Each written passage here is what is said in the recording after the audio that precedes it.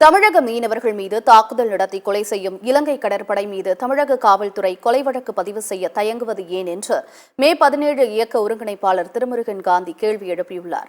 இலங்கை மீது பொருளாதார தடை விதிக்க கோரி தூத்துக்குடியில் உள்ள இலங்கையைச் சேர்ந்த நபரால் நடத்தப்படும் பர்னிச்சர் கடையை மே 17 இயக்கம், SDPI, ஸ்டெர்லைட் எதிர்ப்பு மக்கள் இயக்கம், தமிழ்நாடு மக்கள் நல இயக்கம் உள்ளிட்ட பல்வேறு அமைப்புகள் சார்பில் முற்றுகையிடும் போராட்டம் நடைபெற்றது.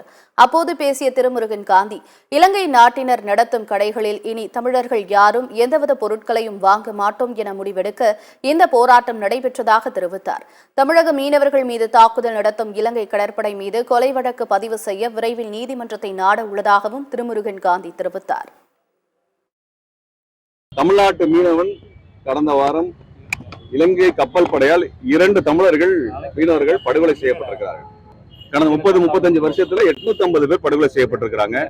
ஆனா இதுவரைக்கும் தமிழ்நாடு காவல்துறை ஒரு கொலை வழக்கை பதிவு செய்யல. நாங்க என்ன கேட்கிறோம்னா, ஒரு குற்றம் நடந்திருக்குது, அந்த குற்றத்துக்கு ஏன் கொலை வழக்கு பதிவு செய்யல, அல்லது வேற ஏதேனும் ஒரு பிரிவிலாவது நீங்க வழக்கை பதிவு செய்யணும், பிணக்கூராய்வு செய்யணும். இது எதையுமே செய்யல. காவல்துறை கேட்டா என்ன சொல்றாங்கன்னா, இலங்கையினுடைய எல்லையில் நடந்ததுன்னு சொல்றாங்க. இலங்கையில் எல்லையில் நடந்தது என்று காவல்துறைக்கு எப்படி தெரியும்? அங்கே ஆதாரம் வச்சிருக்காங்கன்னா ஆதாரத்தையும் காமிக்கல. அப்ப நீதிமன்றத்துல வழக்கு தொடுப்பதுல என்ன சிக்கல்?